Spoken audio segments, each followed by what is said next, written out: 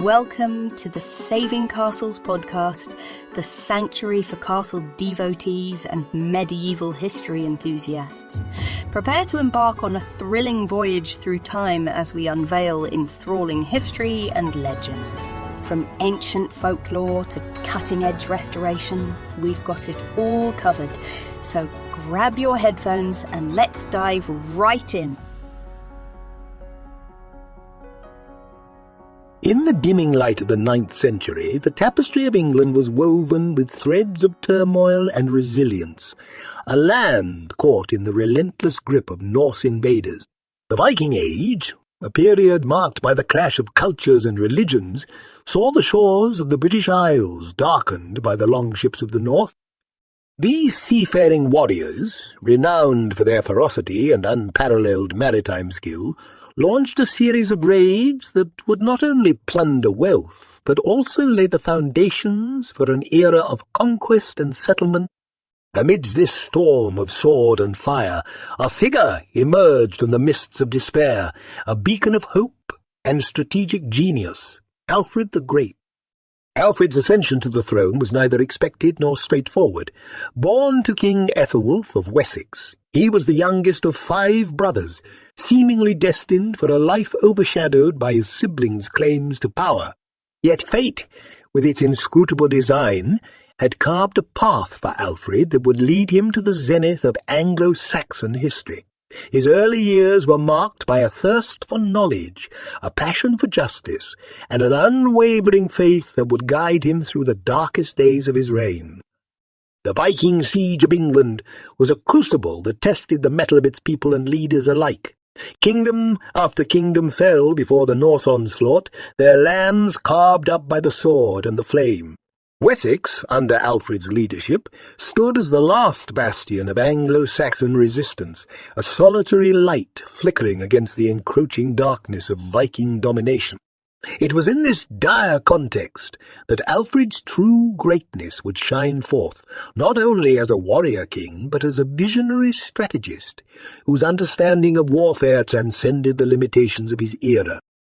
Retreating to the Somerset marshes after a devastating defeat, Alfred's situation seemed hopeless, his kingdom on the brink of collapse. Yet it was in this moment of apparent defeat that the seeds of his legendary comeback were sown. From the shadows of adversity, Alfred meticulously planned his counterattack, gathering intelligence, forging alliances, and rethinking traditional methods of warfare. His leadership transformed despair into determination, guiding his people through the crucible of conflict towards the dawn of a new era. As we delve into the saga of Alfred the Great versus the Viking Horde, we uncover the untold strategies that not only saved England from the clutches of Norse invaders, but also altered the course of warfare forever. This is a tale of cunning, resilience, and the indomitable spirit of a king whose legacy continues to echo through the annals of history, reminding us of the power of vision and the enduring strength of the human spirit. The late 8th century heralded the onset of an epoch destined to be stained by the blood of countless battles and the ashes of razed settlements. This was the beginning of the Viking Age, a period that would redefine the contours of medieval Europe with the edge of an axe and the prow of a longship. The Norsemen, emerging from the fjords of Scandinavia, embarked upon their legendary voyages not merely as plunderers, but as harbingers of a new era of warfare, exploration, and cultural exchange. The genesis of this seismic shift can be traced back to the year 793, when the tranquil monastic island of Lindisfarne off the coast of Northumbria was assaulted with a ferocity that shook the foundations of Christendom. The Vikings, as these Norse invaders came to be known, demonstrated a mastery of surprise and speed, their longships enabling them to strike with terrifying precision before vanishing into the sea's vastness.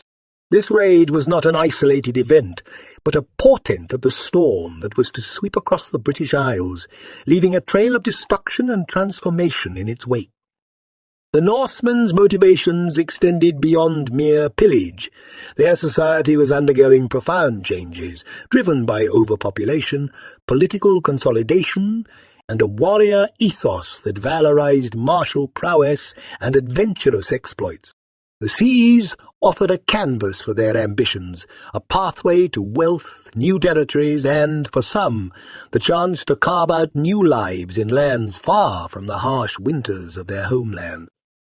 As the Viking raids grew in scope and ambition, their tactics evolved. What began as hit-and-run incursions by small bands of warriors gradually escalated into large-scale invasions and attempts at settlement. The Vikings besieged not just isolated monasteries, but entire kingdoms, leveraging their naval supremacy to penetrate deep into the heart of England. Their longships, marvels of medieval engineering, afforded them mobility and strategic flexibility, enabling them to outmaneuver the slower, more cumbersome forces of their adversaries. The impact of the Viking Age on the British Isles was profound and multifaceted. It was an era marked by violence and upheaval, but also by significant cultural interactions. The Norse settlers introduced new technologies, words and customs, weaving their threads into the fabric of English society. Yet the constant threat of Viking invasion also forced the fragmented Anglo-Saxon kingdoms to confront their divisions, laying the groundwork for the eventual unification of England under a single crown. In this crucible of conflict and change, Alfred the Great would emerge as a pivotal figure. His reign, marked by both war and wisdom, stood as a testament to the resilience of a people and the transformative power of leadership. As we delve deeper into the story of Alfred's struggle against the Viking Horde, we uncover not just a tale of survival, but of the enduring legacy of a king who faced the dawn of the Viking Age with courage, innovation, and a vision for a united England. In the waning years of the 8th century, a shadow began to spread across the horizon of Europe, a harbinger of storm and strife that would redefine the age. This was the dawn of the Viking Age, a tumultuous period when seafaring warriors from the fjords of Scandinavia set sail across the known world, their longships cutting through the waves like arrows through the air. These Norsemen, driven by a potent mix of ambition, desperation, and the sheer thrill of adventure, embarked on voyages that would etch their names into the annals of history with blood and fire. The inception of this era was marked by an event that sent shockwaves through the heart of Christendom. The raid on Lindisfarne in 793 AD. The serene monastic community, nestled on a quiet island off the coast of Northumbria, was ill prepared for the ferocity that descended upon it.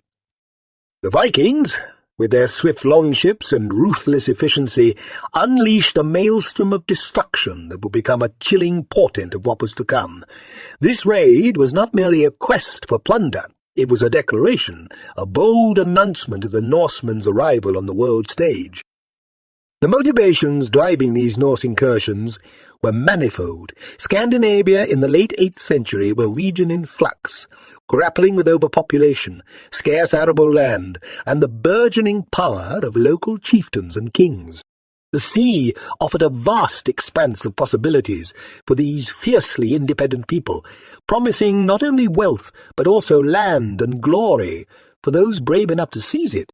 Thus, propelled by a potent combination of necessity and ambition, the Vikings embarked upon their legendary expeditions, forging a legacy of fear and admiration that endures to this day. The impact of these raids extended far beyond the immediate spoils of war. The Vikings' mastery of naval technology and tactics allowed them to strike with unprecedented speed and unpredictability, challenging the existing paradigms of warfare. Their longships, marvels of engineering, were not just instruments of destruction, but also symbols of the Norse spirit. Agile, resilient, and unbound by the frontiers that confined others, these vessels enabled the Vikings to navigate not only the open sea, but also the shallow rivers of Europe, penetrating deep into territories once thought secure from such marauders. As the Viking raids escalated from sporadic pillaging to full-scale invasions, the political and social landscape of the British Isles was irrevocably altered. Kingdoms that had once warred among themselves now faced a common enemy, one that recognized neither borders nor allegiances. The ferocity and frequency of these incursions forced the Anglo-Saxon realms to confront their divisions, laying the groundwork for the unification of England. It was in this crucible of conflict that leaders like Alfred the Great would rise, figures who would not only defend their lands, but also envision a greater, unified kingdom. Yet the Viking Age was not solely a saga of conquest and destruction. Through the smoke of battle and the din of clashing swords, a complex process of cultural exchange unfolded. The Norse settlers brought with them not just their weapons, but also their language, their crafts, and their pagan beliefs, intertwining their fate with the peoples of the British Isles. Over time, these interactions would give rise to a vibrant tapestry of cultural synthesis, influencing everything from the English language to the very social fabric of the regions they settled. In the figure of Alfred the Great, we find the embodiment of resistance and renewal, a leader who confronted the tidal wave of Viking aggression with a blend of military genius, diplomatic acumen, and a profound vision for his kingdom. His story is not just one of survival against overwhelming odds, but also of the transformative power of leadership in an era of unprecedented challenge. As we delve deeper into Alfred's struggle against the Norsemen, we uncover a narrative that transcends the mere clash of arms. It is a story of how the darkest moments can forge the greatest heroes, and how the dawn of the Viking Age brought not just devastation, but also the seeds of enduring legacy and unity. In the tapestry of medieval history, few threads gleam as brightly as the saga of Alfred the Great, whose ascent to the throne was as fraught with adversity as his reign was marked by triumph. Born in the year 849 to King Ethelwulf of Wessex, Alfred was the youngest of 5 brothers, each destined to wear the mantle of kingship in a time when such a title was both a crown and a target. From an early age, Alfred's life was steeped in the lore of his people, the Saxons, whose realm of Wessex was a beacon of learning and culture in an age of darkness and strife. Alfred's childhood was a crucible that tempered his spirit and intellect.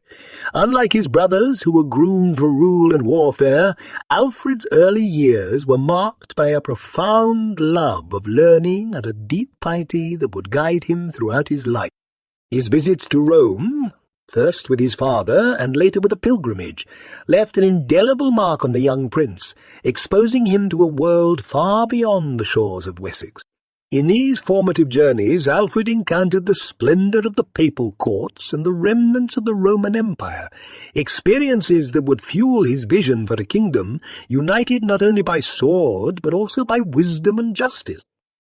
Yet, Alfred's path to kingship was neither straight nor assured. The spectre of Viking incursions loomed large over his youth, a constant reminder of the fragility of peace and the impermanence of power. Each of Alfred's brothers ascended to the throne in turn, their reigns marred by the relentless Norse assaults that threatened to extinguish the light of Saxon civilization. It was against this backdrop of chaos and war that Alfred's character was forged, his experiences on the battlefield and in the court imbuing him with a keen understanding of leadership's burdens and responsibilities. When Alfred assumed the throne in 871, Wessex stood on the brink of annihilation. The kingdom, beset by Viking invaders, was a land under siege, its people looking to their new king for salvation. Alfred's early reign was a testament to his resilience and tactical acumen. Faced with a superior enemy force, he engaged in a series of guerrilla skirmishes and defensive battles, each a lesson in the art of war and the price of freedom.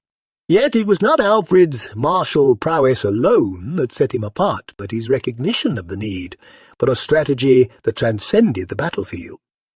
Alfred's vision for Wessex was revolutionary. In a time when might often made right, he sought to build a kingdom grounded in law, education, and the welfare of his subjects, drawing on the wisdom of the ancients and the counsel of his advisers, Alfred initiated a series of reforms aimed at strengthening the kingdom's defences and revitalising its culture. He restructured the Saxon military, establishing a network of fortified towns known as burhs to protect against Viking raids. He also championed the cause of education, recognizing that the survival of his kingdom depended as much on the minds of his people as the strength of their arms. But perhaps Alfred's most enduring legacy was his codification of laws, a blend of traditional Saxon customs and Christian principles. In this endeavour, he sought not merely to enforce order, but to foster a sense of justice and equity, principles that would guide the governance of Wessex long after his reign. It was this holistic approach to leadership, one that balanced the demands of war with the necessities of peace, that endeared Alfred to his people and cemented his place in history. Alfred's struggles against the Vikings and his efforts to unify and strengthen his kingdom were not merely the trials of a king, but the forging of a legend. His life, a tapestry of victory and despair, wisdom and warfare, stands as a testament to the enduring spirit of a man who faced the tempest of his times with unyielding resolve. As the 9th century unfolded, the Emerald Isles of England were ensnared in a web of conflict and conquest, the likes of which had not been seen since the days of Roman dominion. The Viking Age, with its relentless raids and incursions, had morphed into a full-scale siege of England. The Norsemen, once content with plundering coastal monasteries and isolated settlements, now sought to conquer and claim the rich lands of the Anglo-Saxons for their own. It was in this age of sword and fire that Alfred the Great, King of Wessex, faced the greatest challenge of his reign. The Viking strategy had evolved from hit-and-run tactics to the establishment of permanent settlements, or Dane law, in the heart of England. East Anglia, Northumbria, and parts of Mercia had fallen under Norse control, with Viking law and governance supplanting the Anglo-Saxon ways. The landscape of England was irrevocably altered, its political and cultural fabric torn and rewoven with Norse threads. These were not merely raids. They were a calculated effort to carve out a new Viking kingdom within the Isles, a testament to the Norsemen's ambition and martial prowess. The year 865 marked the beginning of what would be known as the Great Heathen Army's invasion, a formidable force of Norse warriors that landed on the shores of East Anglia. Led by the legendary figures of Ivar the Boneless and Ubba, among others, this army cut a swath through the Anglo-Saxon kingdoms, their victories fuelled by both their ferocity and the disunity of their foes. The ancient kingdoms of Northumbria and East Anglia quickly succumbed, their lands annexed and their people subjugated or driven to the fringes. Wessex, under Alfred's rule, stood as the last bastion of Anglo-Saxon resistance, a solitary flame flickering in the gathering dark. The Viking tide that washed over England brought with it a storm of challenges for Alfred, testing his resolve, his strategy, and his very vision for his kingdom.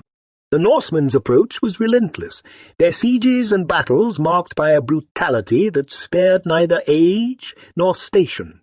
It was a war of attrition, with Alfred and his forces pushed to the brink of despair. The pivotal year of 878 had saw Alfred's kingdom under direct threat, with the Viking army led by Guthrum launching a surprise attack on Chippenham, a strategic move that forced Alfred into hiding and brought Wessex to its knees.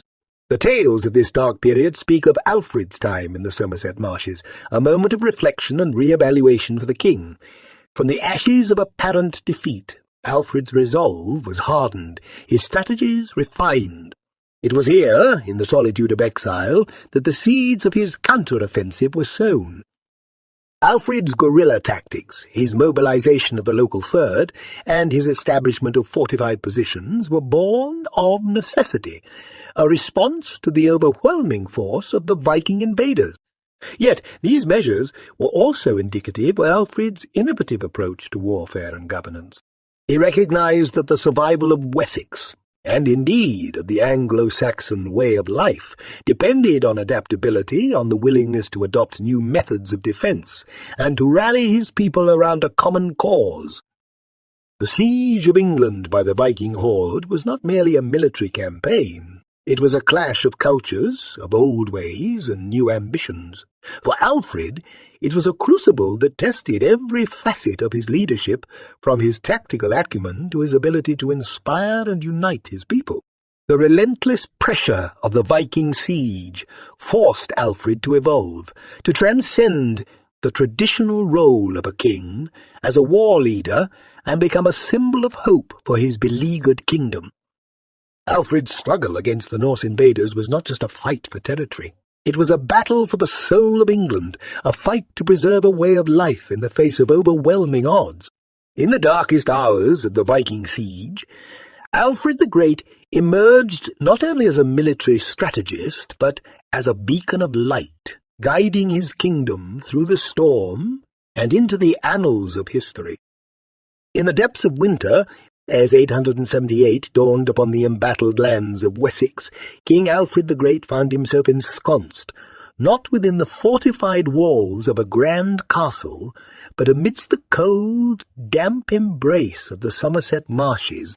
This was a time of dire straits for the Saxon king, a period that would come to symbolize the nadir of his reign and the resilience of the human spirit in the face of overwhelming adversity. The Viking onslaught had swept through the Anglo-Saxon kingdoms with relentless fury, leaving Wessex, the last bastion of resistance, teetering on the brink of collapse.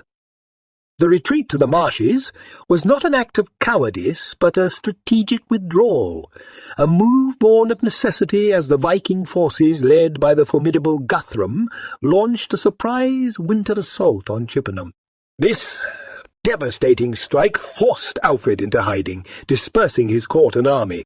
The Somerset marshes, with their labyrinthine network of waterways and fens, offered a natural fortress of sorts, a place where Alfred could regroup, rethink, and plan his counter-offensive away from the prying eyes of the Norsemen. It was here, in the seclusion of Athelney, an island fortress within the marshes, that Alfred's resolve was forged anew. The king, who had once presided over a prosperous and expanding kingdom, now found himself reduced to the most humble of circumstances. Legends tell of Alfred, disguised as a commoner, seeking refuge with a peasant woman who, unaware of her royal guest's identity, chastised him for letting her cakes burn. This anecdote, whether myth or reality, underscores the profound adversity faced by Alfred and the humility that characterized his leadership. Amidst the reeds and mists of the marshes, Alfred's vision for his kingdom's revival began to take shape. Recognizing the need for a new approach to warfare, he set about reorganizing his scattered forces, instituting a system of semi-mobile fortifications that would later evolve into the famed network of burhs. These fortified towns were not merely defensive structures, but strategic chess pieces in Alfred's grand design to reclaim his kingdom and halt the Viking advance. Furthermore, Alfred used this time of retreat to cultivate alliances, rallying the support of local nobles and the remaining free Saxon men. He understood that the battle for Wessex was not his alone to fight. It was a collective struggle for the soul of England. The king's charisma and unyielding spirit served as a beacon of hope, drawing warriors and supporters from across the land to his cause. The marshes also provided Alfred with a unique tactical advantage. The natural terrain, difficult for the heavily armoured Vikings to navigate, became a staging ground for guerrilla attacks and reconnaissance missions.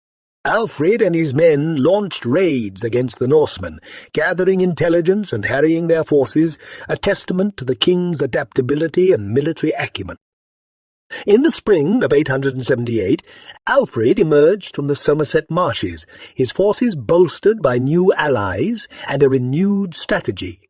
The ensuing Battle of Addington would prove to be a turning point, not only in Alfred's reign, but in the history of England itself.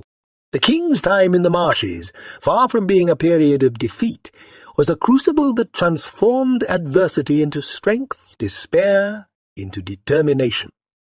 It was a moment when the future of England hung in the balance, a time of trial that would define the character of a king and the destiny of a nation. In the solitude of Athelney, Alfred found not just refuge, but the resolve to reclaim his kingdom and forge a legacy that would endure for centuries. This period of seeming defeat was, in reality, the prologue to Alfred's greatest victory, a chapter in the saga of a king who faced the darkness of despair and guided his people back towards the light. In the annals of history, the genesis of the English navy under Alfred the Great marks a pivotal chapter, not merely in the defence of a kingdom, but in the shaping of a nation's destiny.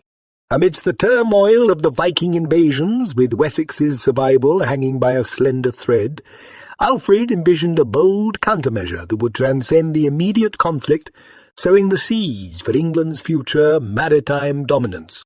This was not a mere reaction to the Norse threat, but a profound strategic innovation that would forever alter the balance of power in the British Isles. The Vikings, with their legendary longships, had long held supremacy over the seas, their vessels embodying the spirit of their people, swift, relentless, and unforgiving. These ships, capable of navigating both open seas and shallow rivers, had facilitated the Norsemen's raids, enabling their rapid assaults on the English coast and inland territory. Alfred, in a move that was as visionary as it was desperate, recognized that countering this threat required matching the Norsemen's mastery of the sea. Thus, the birth of the English navy was not born solely out of necessity, but from Alfred's deep understanding of the broader strategic landscape. Drawing upon his keen intellect and the wisdom of his advisers, Alfred commissioned the construction of a fleet that was both an answer to the Viking longships and a statement of his broader ambitions for his kingdom.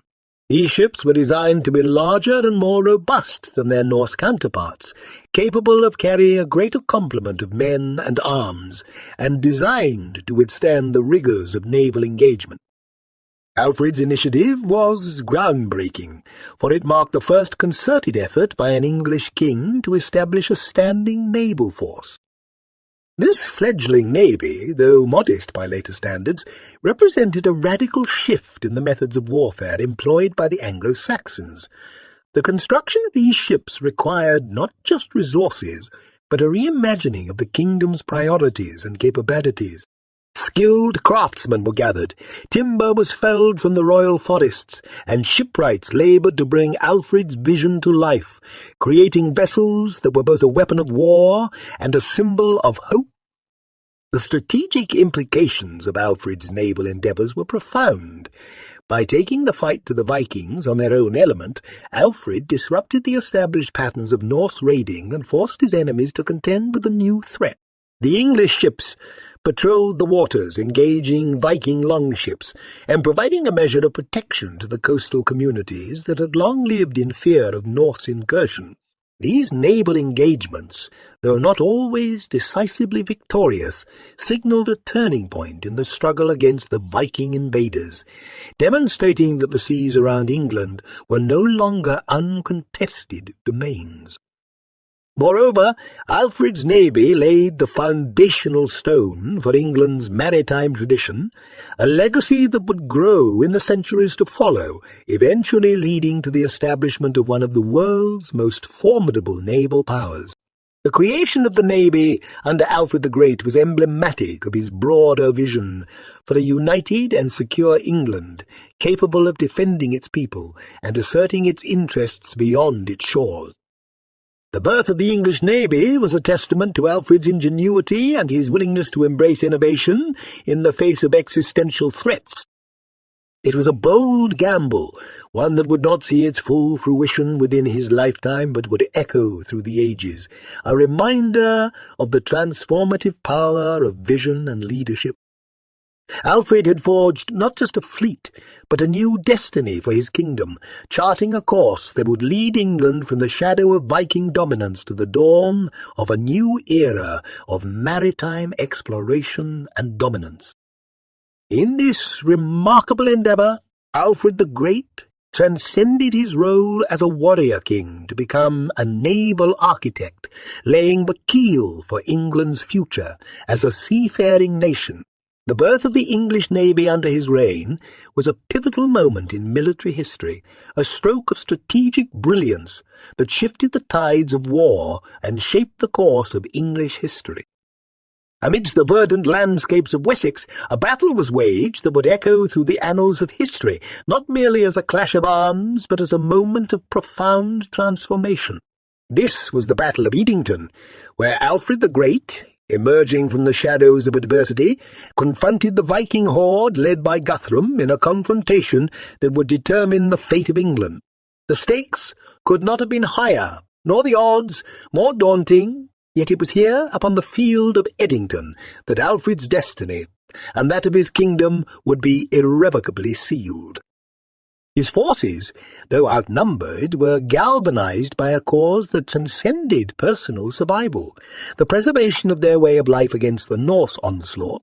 Alfred's leadership had forged a disparate band of warriors into a unified force, one that was prepared to stand against the tide of Viking aggression. The strategic importance of Edington cannot be overstated. Situated on a strategic plane, it offered Alfred and his forces a terrain that neutralized the Vikings' numerical advantage, allowing the Saxon shield wall to be deployed to maximum effect. This ancient formation, a wall of shields locked together, became the anvil upon which the Viking assault would break. Alfred's deep understanding of both the strengths and limitations of his forces, and his ability to inspire and lead, were instrumental in the execution of this battle plan. The night before the battle, it is said that Alfred addressed his men invoking the shared heritage and destiny of the Anglo-Saxon people. This was not merely a call to arms, but a summons to defend a way of life, to stand as a bulwark against the chaos and destruction that the Vikings represented. The dawn that broke over Edington the following day was not just the beginning of a battle, but the culmination of Alfred's journey from the depths of despair to the cusp of greatness. The battle itself was a maelstrom of violence, a clash of shield and sword, of determination and desperation. The Vikings, seasoned warriors all, launched their assault with the ferocity for which they were renowned. Yet for every wave that crashed against the Saxon shield wall, another was repelled, the Saxons standing firm against the onslaught. Alfred, ever the tactician, had positioned his forces such that the Vikings found themselves fighting not just the Saxons, but the very landscape itself, their flanks exposed and their traditional tactics nullified. As the day wore on, the balance began to shift. The discipline and unity of Alfred's forces, coupled with their strategic positioning, began to take their toll on the Viking invaders. Guthrum's warriors, finding no breach in the Saxon defences, began to falter, their initial momentum lost amidst the shield wall's implacable resistance. The turning point came as Alfred, seizing upon the moment of Viking disarray, ordered a counterattack that would sweep the Norsemen from the field. The victory at Edington was not merely tactical, but symbolic, a reaffirmation of Alfred's kingship and the resilience of the Anglo-Saxon spirit. In the aftermath, Guthrum and his forces were besieged at Chippenham, leading to a surrender that would see the Viking leader baptized and a treaty signed that would redefine the boundaries of Saxon and Viking territory in England. The Battle of Edington thus marked not just a military victory, but a turning point in the history of the British Isles, the moment when the tide of Viking invasion was stemmed and the foundations for a united England were laid. In the saga of Alfred the Great, the Battle of Edington stands as a testament to his leadership, his strategic acumen, and his unwavering commitment to his people. It was a confrontation that transcended the mere clash of warriors, embodying the struggle for the soul of a nation. Alfred's victory at Edington was a beacon of hope, a signal that from the depths of defeat and despair, a leader had arisen who would not only confront the spectre of invasion, but would lay the groundwork for the England we know today. It was a battle that turned the tide, not just of a war, but of history itself. In the aftermath of the pivotal Battle of Edington, where Alfred the Great's visionary leadership and martial prowess turned the tide against the Viking Horde, the landscape of England was poised for a transformation profound in both its scope and significance. The subsequent Treaty of Wedmore, though less heralded in the annals of martial glory, was no less revolutionary in its impact, laying the foundations for a peace that would shape the destiny of the British Isles.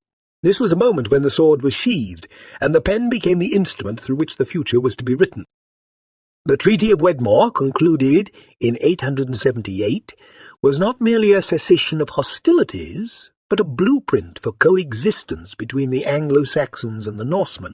In the wake of Edington, Guthrum, the Viking leader, capitulated to Alfred, agreeing to be baptized into Christianity and adopting the Christian name Athelstan, symbolizing not just a personal conversion, but a broader reconciliation between erstwhile foes. This act of baptism, performed with Alfred standing as godfather to Guthrum, was laden with symbolism, representing a melding of cultures and faiths that had, until then, stood in opposition.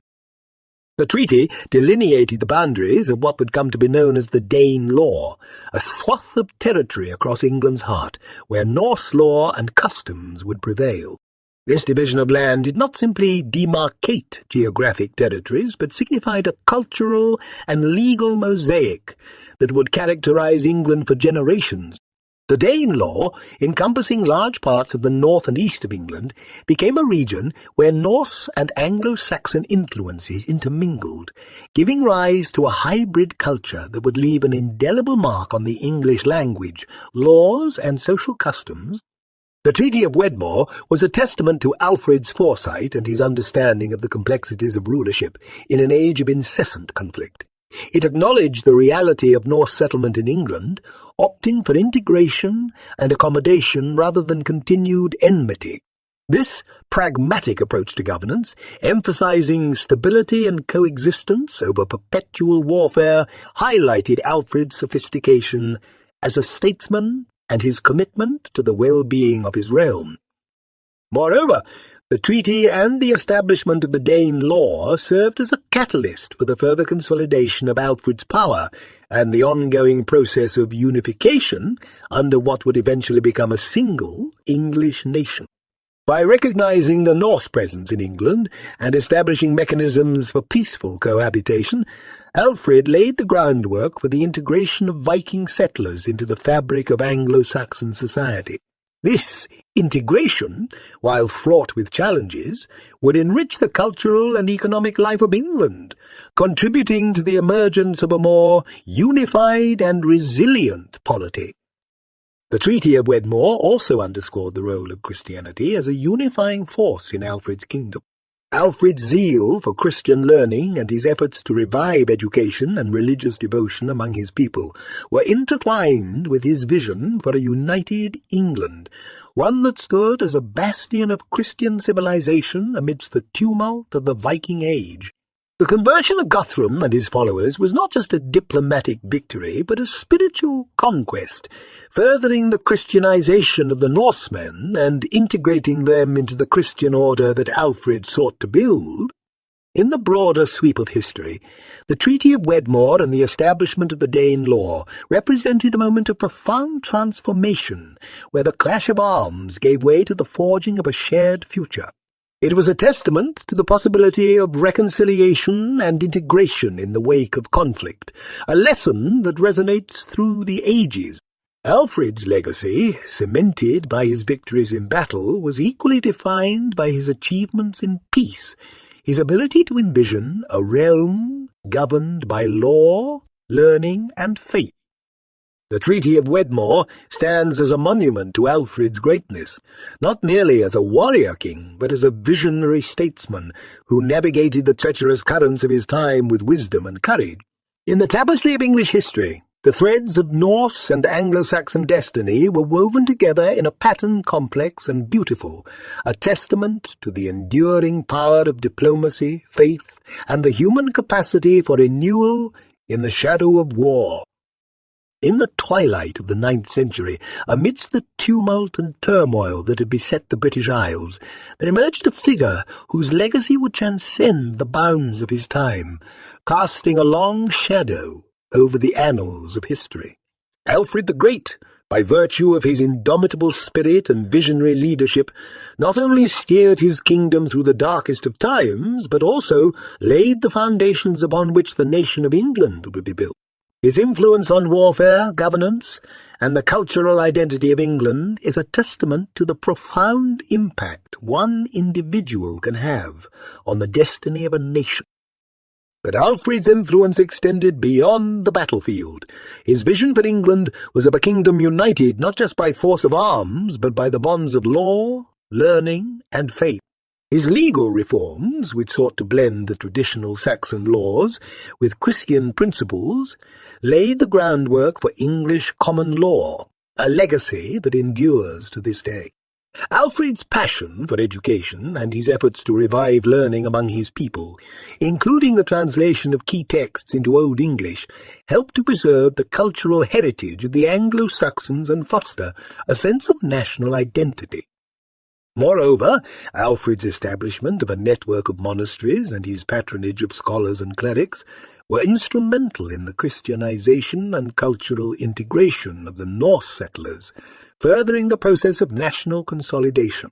His vision of a Christian kingdom, enlightened by the values of learning and justice, was a beacon of hope in an age often characterized by darkness and despair. The legacy of Alfred the Great is a mosaic of military innovation, legal reform, educational revival, and cultural integration. His leadership not only saved England from the brink of Viking conquest, but also set it on a path toward unity and prosperity. The England that emerged in the centuries following Alfred's reign was a testament to his vision and determination, a nation that would endure and evolve, reflecting the values and ideals that he championed. As we conclude this exploration of Alfred the Great's life and legacy, it is clear that his influence on England and the broader tapestry of history cannot be overstated. His story is a compelling narrative of resilience, innovation, and visionary leadership, offering timeless lessons on the power of determination and the enduring impact of enlightened governance. Alfred's legacy is not just a chapter in the history of England, but a beacon that continues to illuminate the path of nations and leaders across the ages. Thank you, dear listeners, for joining us on this journey through the life and legacy of one of history's most remarkable figures. As we bid farewell, let us carry forward the lessons of Alfred's life, a reminder of the indomitable spirit of humanity and the transformative power of vision and leadership. Join us next time as we delve into another chapter of the rich and fascinating tapestry of medieval history, exploring the stories of those who shaped our world in ways both seen and unseen. Thank you for joining us on this enchanting journey through medieval history. While our weekly episodes will continue to captivate your imagination, there's an exclusive treasure trove for subscribers, a secret vault of bonus episodes filled with extra tales and deep dives into the subjects we cover. Your curiosity fuels our mission, and we're truly thankful for your support. Until we meet again among stone walls and towering turrets, keep that torch of curiosity burning bright. Thank you for listening.